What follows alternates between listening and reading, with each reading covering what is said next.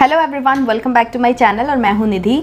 सो guys, आज मैं एक रिक्वेस्टेड टॉपिक पर वीडियो शेयर कर रही हूँ। एक्चुअली एक सैम्पल वेट लॉस डाइट मैं आप लोगों के साथ में शेयर करूँगी फॉर अ वीक और सो, बिकॉज मेरी एक सब्सक्राइबर है, उन्होंने मुझे 2-3 बार रिक्वेस्ट किया था कि मैं ये एक सैम्पल डाइट शेयर करूँ जिससे कि जो ब्रेस्ट फीडिंग मॉम्स हैं उनके ब्रेस्ट मिल्क सप्लाई भी अफेक्ट ना हो, साथ में उनका जो वेट है वो भी समहाउ या तो वेट लॉस हो जाए या फिर वेट मेंटेन रहे, ताकि बहुत ज़्यादा बढ़े नहीं, अनहेल्दी वो डाइट ना कंज्यूम करें।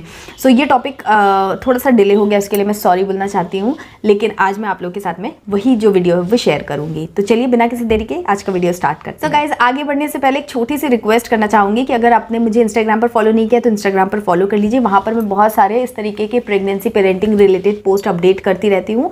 एंड आपने मेरे चैनल को भी सब्सक्राइब नहीं किया तो सब्सक्राइब कर लीजिए। यहाँ पर भी बहुत ही अच्छे यूजफुल से हेल्पफुल से वीडियोज़ मैं लाती रहती हूँ। और बेल नोटिफिकेशन ज़रूर प्रेस कर लीजिएगा ताकि आपको हर वीडियो का नोटिफिकेशन मिले और आप वीडियोज़ को टाइमली वॉच कर पाएँ।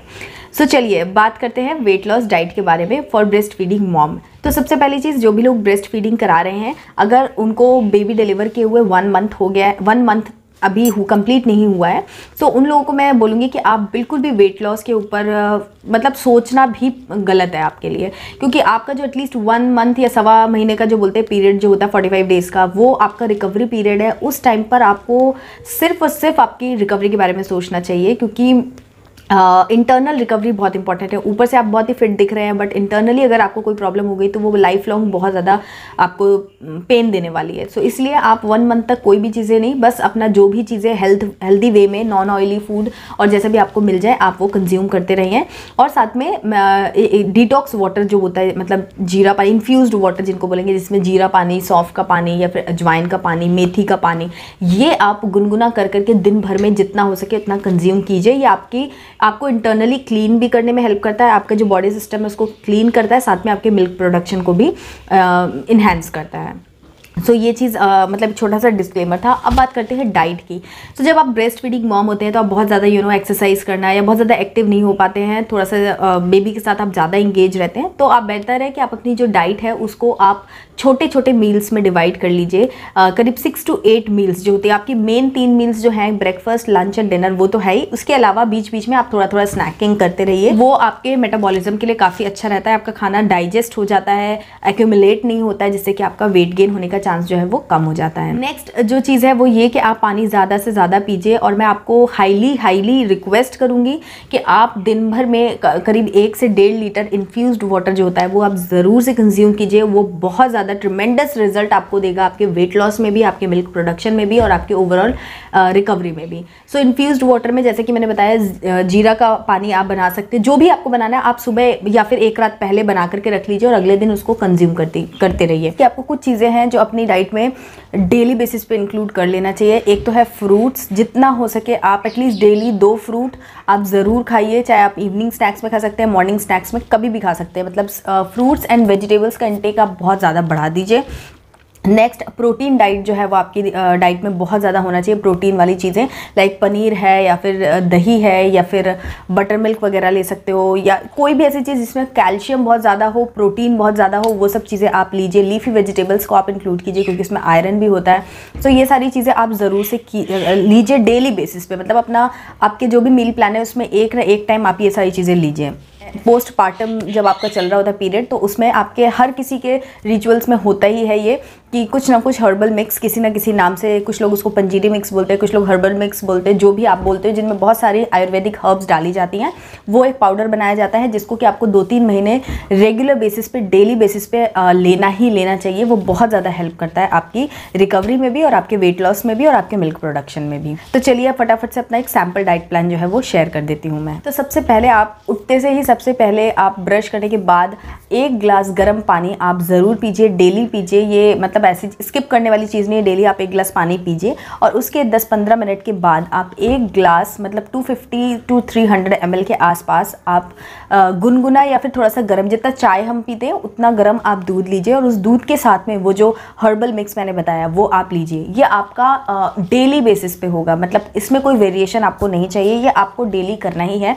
मैं ये चीज़ डेली करती थी थी, डेली मेरे दिन की शुरुआत यही होती थी, 1 गिलास दूध और वो जो पाउडर मेरी मम्मी बना के लाई थी वो मैं खाती थी और वो बहुत अच्छा रहता है। तो डेली बेसिस पे सुबह उठने के बाद आपको ये काम करना है और आप कोशिश कीजिए कि 7 से 8 के बीच में उठ जाइए ताकि आपका बाकी का जो रूटीन है वो सेट हो पाए। बहुत जल्दी उठने की भी ज़रूरत नहीं है क्योंकि प्रॉपर रेस्ट करना भी बहुत ज़रूरी है। फिर उसके बाद 9 साढ़े 9 बजे 1 घंटे के बाद आप अपना ब्रेकफास्ट ले सकते हैं।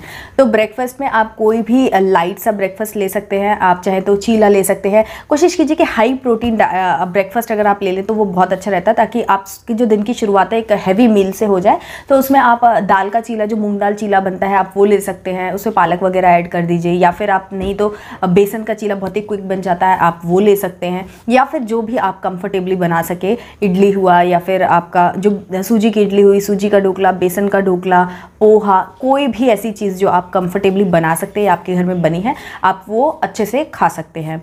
आपको अमाउंट पे कंट्रोल करना है, बहुत ज़्यादा नहीं कि मुझे बच्चे को दूध भी पिलाना है तो मैं बहुत ज़्यादा खा लूँ, ऐसा आपको नहीं करना है। आपको अपने अमाउंट पे, पोर्शंस पे कंट्रोल करना है। इतना खाना है जिसमें कि आप सफिशिएंट फील करें। आपको ऐसा नहीं कि भूखा रहना है, लेकिन इतना खाना है कि आपको सफिशिएंट फील हो। बहुत ज़्यादा ज़बरदस्ती खाने की ज़रूरत नहीं है क्योंकि आपको हर थोड़ी देर पे, हर 2-3 घंटे पे अपनी मील जो है वो कुछ ना कुछ खाते रहना है। तो आपने सुबह ब्रेकफास्ट कर लिया और ब्रेकफास्ट में इतने सारे ऑप्शंस आपके पास हैं तो आप इनमें से कुछ भी ले सकते हैं। अब उसके बाद ब्रेकफास्ट आपने 9 साढ़े 9 बजे कर लिया तो आपको 11 साढ़े 11 बजे तक, वही 2 घंटे के बाद, 2-2.5 घंटे के बाद में जब आपको जैसे भूख लगती है तो आप कोई फ्रूट खा सकते हैं। 2-3 फ्रूट को मिक्स करके फ्रूट सैलेड बना सकते हैं, या फिर आप कोकोनट वाटर पी सकते हैं, या फिर आपका जो ड्राई फ्रूट का लड्डू होता है, मतलब मेरे हिसाब से आपको वो बना कर रखना चाहिए और वो भी आपको 2-3 महीने तक खाते रहना चाहिए। तो वो जो ड्राई फ्रूट का लड्डू जिसके अंदर गोंद वगैरह भी डाला जाता है, आप वो अगर आपने बनाया है, आपके घर में किसी ने आपको बना के दिया है तो आप वो, नहीं तो पीनट वाली चिक्की जो आती है गुड़ के साथ बनती है वो, मतलब कोई भी इस तरीके का हेल्दी स्नैक जो है वो आप 11 साढ़े 11 बजे तक खा सकते हैं, जिससे कि आपको थोड़ा सा फुलफिल भी महसूस हो और आपको जैसे अगर आप फ्रूट्स वगैरह खा रहे हैं तो उसमें बहुत सारे न्यूट्रिएंट आपको मिल जाते हैं, तो आप वो ले सकते हैं। मिक्स ऑफ नट्स ले सकते हैं।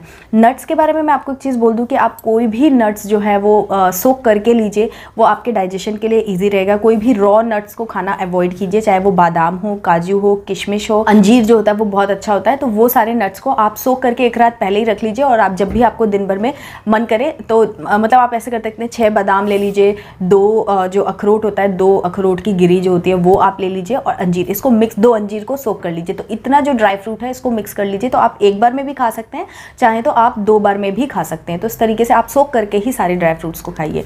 सो ये सब में से कुछ भी मिक्स करके, fruits, dry fruits, coconut water या फिर लेमन जूस या कोई भी जूस वगैरह अगर आप लेना चाहते हैं तो वो आप 11 साढ़े 11 के बजे के आसपास ले सकते हैं बिफोर योर लंच। उसके बाद आपके लंच की बारी आती है। लंच आप अपना वही 1 से 2 बजे के बीच में लंच कर सकते हैं। अगेन 2 घंटे 2.5 घंटे का गैप लेकर के आप लंच कर सकते हैं। और लंच में आप ध्यान रखिए कि पूरा अच्छा सा एक मील लीजिए जिसमें आपकी रोटी भी हो, दाल भी हो, सैलड्स होना बहुत ज़रूरी है। और उस टाइम पर आप बहुत ज़्यादा ऑयली, डीप फ्राइड ये वाले खाने को बिल्कुल अवॉइड कीजिए क्योंकि ये बहुत ज़्यादा नुकसान करता है। आपकी रिकवरी में भी हर्डल होता है, आपके बच्चे को बहुत प्रॉब्लम, क्योंकि मिल्क के थ्रू सारी चीज़ें जो है अच्छी और बुरी खाने की जो भी है वो बच्चों को जाती है, तो बच्चों को इंडाइजेशन की प्रॉब्लम वगैरह हो सकती है। इसलिए oily and deep fried food को हटाइए और दाल चावल रोटी सब्जी जो बोलते हैं वो आप दिन में खाइए। तो दिन में 2 रोटी 3 रोटी जितने में आपका पेट भर जाए, आप उतनी रोटी, गेहूँ की रोटी या मल्टीग्रेन आटा भी आप ले सकते हैं। सो वो रोटी, दाल, 1 कटोरी दाल और 1 कटोरी सैलेड जिसमें आप टमाटर, खीरा, गुआवा या कोई भी आप जो भी सैलेड बनाना चाहें, आपके पास जो अवेलेबल हो वो आप सैलेड, और आप अच्छे से खाना खाइए।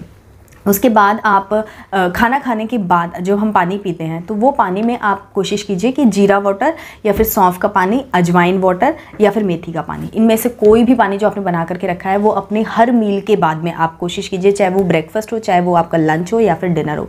उसके बाद जब आप पानी पीते हैं तो 1 गिलास आप ये वाला पानी पी लीजिए। तो इस तरीके से आप अलग अलग टाइम पर पी सकते हैं और ये आपके डाइजेशन में, मेटाबॉलिज्म को एक्टिव रखने में बहुत हेल्प करता है। तो इसके बाद इवनिंग स्नैक्स की बारी आती है 4-5 बजे। ये लंच से इवनिंग स्नैक्स के पहले आप बीच में 1 घंटे का नैप ले सकते हैं, बट मेक श्योर कि खाना खाने के तुरंत बाद आपको नहीं सोना है। उसके बाद जब आप उठते हैं तब आप अपना डिनर से पहले जो इवनिंग स्नैक होता है आप वो ले सकते हैं और उसमें आप अपना ब्रेकफास्ट में से बचा हुआ कुछ खा सकते हैं या फिर कोई भी फ्रूट आप खा सकते हैं, या फिर जो ऑप्शंस आपके पास मॉर्निंग स्नैक्स में था वही आपके इवनिंग स्नैक्स में भी है। तो आपने जो लिया है उसके अलावा आप दूसरा कुछ ले सकते हैं, मतलब कोई भी ड्राई फ्रूट लड्डू खा सकते हैं, मखाना को भून के खा सकते हैं, मूंगफली को भून के खा सकते हैं, गुड़ के साथ मिक्स करके। तो इस तरीके से आप कोई भी एक चीज़ इवनिंग स्नैक्स में भी खा सकते हैं जो आपको थोड़ा सा फुलफिल करे डिनर से पहले। उसके बाद आपके डिनर की बारी आती है। तो डिनर में मैं आपने अगर बात बोलूँ तो मैं हमेशा दलिया की खिचड़ी जो होती है जिसके अंदर मूंग की दाल और दलिया, ये मैं खिचड़ी जैसा बनाती थी। इसमें बहुत ज़्यादा कुछ मैं वेजीज वगैरह पर्सनली मैं पसंद नहीं करती थी, बट अगर आप पसंद करते हैं तो आप उसमें मिक्स वेजिटेबल्स वगैरह डाल करके खूब अच्छा सा पुलाव या फिर दलिया की खिचड़ी, जो भी आप चाहे दलिया का, आप वो अगर खाना पसंद करते हैं तो आप वो खाइए। उसके साथ आप रायता वगैरह ले सकते हैं या फिर चटनी वगैरह आप बना सकते हैं। तो उस तरीके से आप खाएंगे तो बहुत अच्छा रहेगा। या फिर आप चाहें तो चावल की खिचड़ी, मतलब मेरा कहने का है कि आपने दिन में दाल रोटी खा ली तो शाम को आप खिचड़ी चावल इस तरीके का कुछ खाइए। और अपना कोशिश कीजिए ना फिक्स रखिए, बहुत ज़्यादा वैरायटी में अगर आप जाएंगे तो वो फिजिबल नहीं हो पाएगा मेरे एक्सपीरियंस के हिसाब से। सो मेरा हर चीज़ मोस्टली सिर्फ ब्रेकफास्ट था जो कि थोड़ा चेंज होता था, बाकी सारी डाइट जो थी वो मेरी फिक्स रहती थी। तो डिनर में आप कोई भी लाइट चीज़ है, दलिया है, ओट्स है, या फिर आपका जो चावल है, चावल दाल है या चावल की खिचड़ी है, ये इस तरीके का आप बना सकते हैं। और उसके साथ में अगेन आप सैलड्स खूब सारा एक बोल भर के जितना आप खा सकते हैं उतना आप सैलड खा लीजिए, चटनी खाइए, और इस तरीके से आपका लंच डिनर जो है वो पूरा हो जाएगा। उसके बाद रात में सोने से पहले अगेन आप थोड़े से भीगे हुए बादाम या फिर कोई भी, या फिर वो जो लड्डू था आपके पास आप वो, और थोड़ा सा आप गुनगुना या गर्म सा दूध, 1 कप, ज़्यादा नहीं, आपको सुबह जितना नहीं लेना है, थोड़ा सा लेना है, जिससे कि आपको अच्छी नींद भी आएगी और आपका अगले दिन के लिए आपका स्टमक जो है वो भी अच्छे से रेडी रहेगा अच्छे से काम करने के लिए, और आपको नींद भी अच्छी आएगी और आपको रात में भूख नहीं लगेगी, क्योंकि रात में भी आपको अपने बच्चे को फीड कराना रहता है। एक चीज़ और भी आपको जो ध्यान रखनी चाहिए कि आपको अपनी दोनों लंच और डिनर में सब्जियां ज़रूर खाना चाहिए, ज़्यादा से ज़्यादा, ताकि आपका रोटी या चावल का जो इंटेक है वो कम रहे और सब्जी और दाल से ही आपका पेट भर जाए। साथ में ध्यान रखें कि सब्जियों में ज़्यादातर आप लौकी, कद्दू, तोरई, ये वही जो सब्जियां होती हैं जो बहुत ही ईजिली डाइजेस्ट हो जाती हैं और बहुत ही कम घी तेल में बनती हैं, ये वाली सब्जियों को आप कंज्यूम करें। और गोभी, कैबेज या फिर बैंगन, कटहल, इस टाइप की जो हैवी सब्जियां होती हैं इनको आप बिल्कुल अवॉइड कीजिए। उसके अलावा भी कभी ऐसा हो सकता है कि आपको बच्चे को फीड कराने के बाद बहुत ज़्यादा भूख लग रही हो, कुछ क्रेविंग हो रही हो, सो आप ये कोशिश कीजिए कि आप अपने पास कुछ रेडीमेड स्नैक्स जो है वो बना करके रखें, जिनमें कि जैसा मैंने बताया कि ड्राई फ्रूट का लड्डू हो सकता है, या फिर जो खाखरा वगैरह आता है, खाखरा भी बहुत अच्छा ऑप्शन है, रेडीमेड है वो। उसके अलावा जो मल्टीग्रेन बिस्किट्स आते हैं आप वो ले सकते हैं, वो भी काफ़ी अच्छे रहते हैं खाने के लिए। एंड मखाना बना सकते हैं, मूंगफली, या फिर घर में हम चिवड़ा वाली जो नमकीन बनाते हैं, पोहा नमकीन जिसको बोलते हैं, मुरमुरे हैं, ये सब चीज़ें आप अपने घर में बना करके रख सकते हैं। आपको जब भी भूख लगे तो आप इंस्टेंटली इसको खा लीजिए। जो मैंने आपको एक डाइट चार्ट बना करके दिया, ये एक डाइट चार्ट है, बट कभी कभी ऐसा होता है कि हमको इसके अलावा भी भूख लग जाती है। तो अगर आपको ऐसा लगता है तो आप हेल्दी ऑप्शंस पे स्विच कीजिए, कोई भी ऑयली या स्पाइसी फूड जो है उसको खाइए मत। और कोई भी आपने मील लिया हो तो उसको खाने के तुरंत बाद आपको सोना नहीं है, वो सबसे बड़ा आपको मतलब मेजर पॉइंट है जिसको आपको ध्यान में रखना है, वो बहुत ज़्यादा हेल्प करता है। और उसके अलावा आप 20 to 30 मिनट्स की वॉक आप ज़रूर कीजिए। ये चीज़ आप 1.25 महीने के बाद ही शुरू कीजिएगा। 1.25 महीने तक अपनी बॉडी को किसी भी तरीके का कोई स्ट्रेस नहीं देना चाहिए according to me. So 45 days हो जाते हैं, उसके बाद से आप मेक श्योर रखिए कि आप दिन भर में करीब 30 मिनट्स या 20 to 30 मिनट्स अच्छे से आप वॉक कीजिए, या फिर अपने जो भी स्टेज चल रहा है, आपकी ब्रेस्ट फीडिंग का स्टेज क्या चल रहा है उस पर डिपेंड करता है। तो आप कितना स्ट्रेस ले सकते हो, आप उसके हिसाब से वर्कआउट्स जो हैं आप वो कीजिए। नहीं तो जो वॉकिंग है वो सबसे शॉर्ट है, इसमें कहीं कोई रिस्क नहीं है, कोई टेंशन नहीं है, आप आराम से वॉकिंग कर सकते हैं। अपने बच्चे के साथ पे बाहर जाकर के घूम सकते हैं, अपनी छत पे जाके वॉक कर सकते हैं, जैसा भी आपको कंफर्टेबल हो। थोड़ी सी अपनी बॉडी में एक्टिविटी बना करके रखिए। सो गाइज, ये डाइट चार्ट को अगर आप फॉलो करते हैं तो आपको बहुत हेल्प मिलेगी आपका वेट मेंटेन करने में, वेट लॉस करने में। साथ में आपके बच्चे के लिए जो मिल्क प्रोडक्शन हो रहा है उसमें भी कोई मतलब कोई अफेक्ट नहीं आएगा, कोई फ़र्क नहीं पड़ेगा, अच्छे से आपका मिल्क प्रोडक्शन भी होता रहेगा। ध्यान रखिए कि आपने 9 महीने 8 महीने 9 महीने लगाए हैं इस वेट को गेन करने के लिए, तो ये 2-3 महीने में नहीं जाएगा, धीरे धीरे जाएगा। सो अपनी मदरहुड को एंजॉय कीजिए, वेट लॉस की टेंशन मत लीजिए, उसके लिए जो आप बेसिक एफर्ट्स कर सकते हैं वो आप ज़रूर कीजिए, बट टेंशन मत लीजिए। रोज़ वेट को मेजर करना मेरे हिसाब से प्रोहिबिटेड है। बिल्कुल भी अपना वेट मशीन पे आप बिल्कुल भी मत खड़े होइए, क्योंकि उससे बहुत ज़्यादा नेगेटिव इफेक्ट पड़ता है हमारे माइंड पे। लेकिन हाँ, हेल्दी डाइट और हेल्दी लाइफस्टाइल को फॉलो ज़रूर कीजिए। अगर कोई भी चीज़ आपको डाउट है या फिर कोई और रेसिपी आप देखना चाहते हैं, इनमें से कोई रेसिपी मतलब अगर आप चाहते हैं तो मुझे ज़रूर कमेंट सेक्शन में बताइएगा। मैं आप लोगों के लिए डेफिनेटली वीडियो बनाऊंगी। मुझे बहुत अच्छा लगता है जब कोई मैं रिक्वेस्टेड टॉपिक बनाती हूँ। अगर वीडियो पसंद आया तो प्लीज़ लाइक कीजिएगा, कमेंट करके मुझे ज़रूर सपोर्ट कीजिएगा और इस वीडियो को शेयर भी कीजिएगा। तो चलिए मिलती हूँ आपसे एक नई वीडियो में, तब तक के लिए bye and please do take care.